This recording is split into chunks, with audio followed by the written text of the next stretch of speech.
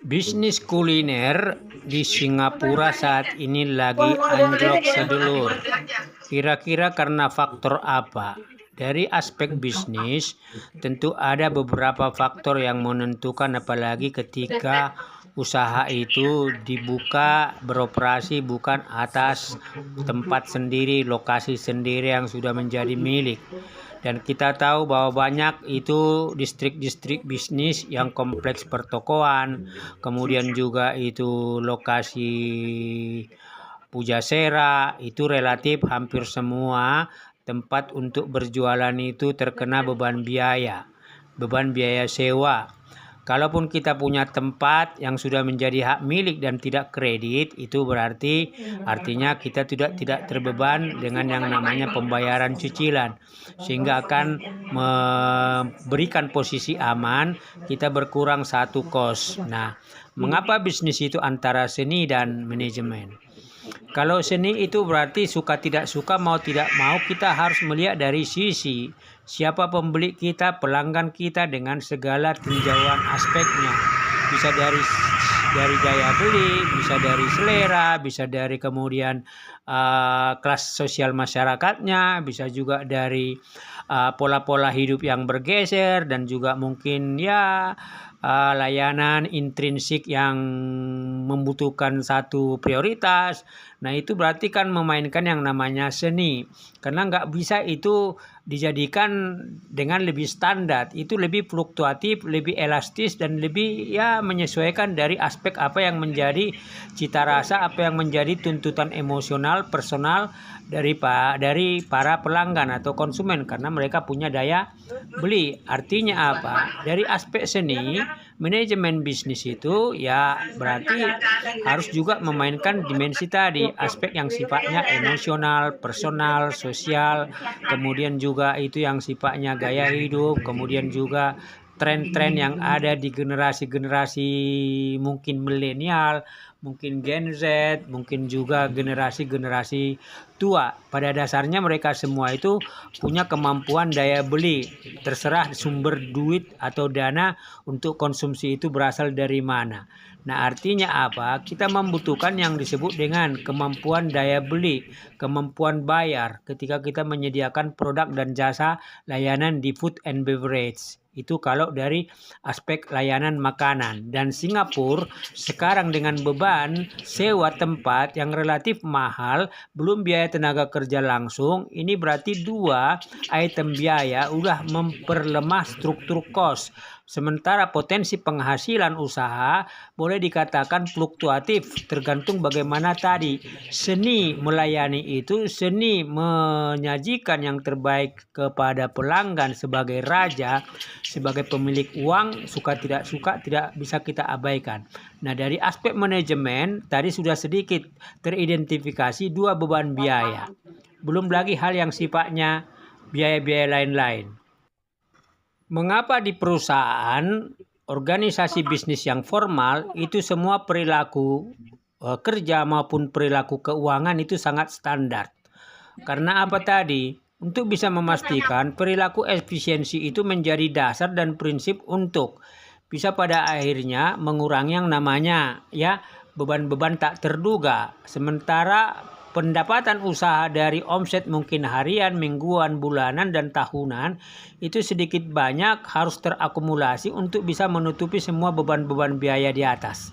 Nah, itu artinya apa? Dari aspek keuangan, ini fondasi bisnis itu di aspek keuangan, perilaku keuangan.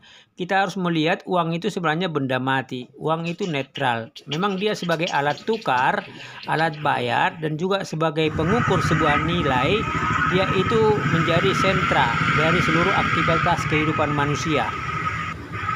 Pola pikir manajemen, khususnya di manajemen keuangan, semua modal dasar yang bertransformasi menjadi perlengkapan, peralatan, persediaan bahan baku, uang di kas, itu harus dihitung tingkat pengembalian modalnya, pengembalian asetnya, maupun tingkat pengembalian investasinya. Dan kita lihat apa komentar dari pedagang ini untuk melihat berapa potensi pendapatan usahanya.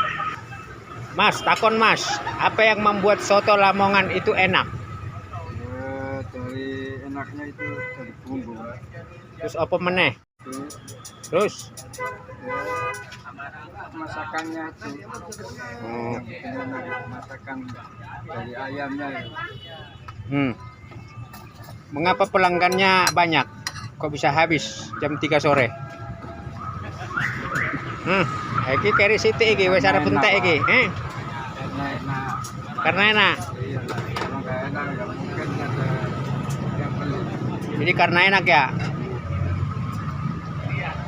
Yang biasa makan itu karyawan atau sapa wae? Enak, murah, harga global murah. Jawaban pedagang ini memberikan kita rasa bahwa dia memainkan naluri seni itu.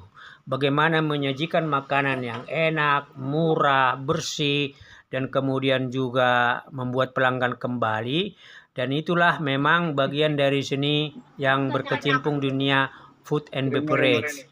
Memang terus terang, pelaku usaha ini tidak menjalankan manajemen keuangan secara standar. Ya, yang penting tiap hari mendapatkan perolehan pendapatan usaha, barang dagangan habis, lebih cepat lebih bagus, itu memastikan bahwa besok bisa belanja dan kemudian sisa hasil dari laba itu akan dijadikan menjadi bagian dari pengembalian aset atau investasi ataupun modal itu sendiri.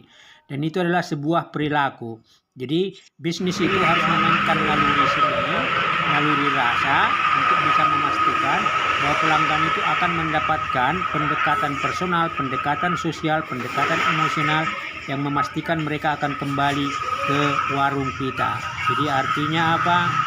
Kalaupun tidak ada manajemen dan perilaku keuangan yang standar, pada dasarnya asal itu usaha besok bisa belanja, kemudian juga beban-beban biaya semua bisa terbayar jatuh tempo, dan kemudian ada laba ditahan yang bisa dikirim ke kampung atau bahkan bisa menambah angka di rekening bank maupun di kantong untuk menjamin yang namanya tingkat cash flow dan juga likuiditas, sehingga pada akhirnya usaha itu jamin dan akan berjalan beroperasi lancar dari waktu ke waktu, sehingga bisa kita memastikan bahwa usaha itu akan terus ada. Dan kemudian di luar itu di tingkat keluarga mungkin akan ada tambahan-tambahan perolehan aset, apakah berupa sarana-sarana produktif seperti motor, mungkin juga harta lain, mungkin rumah, mungkin juga kas di bank, pertumbuhan angka-angka simpanan di bank, itu juga adalah prestasi-prestasi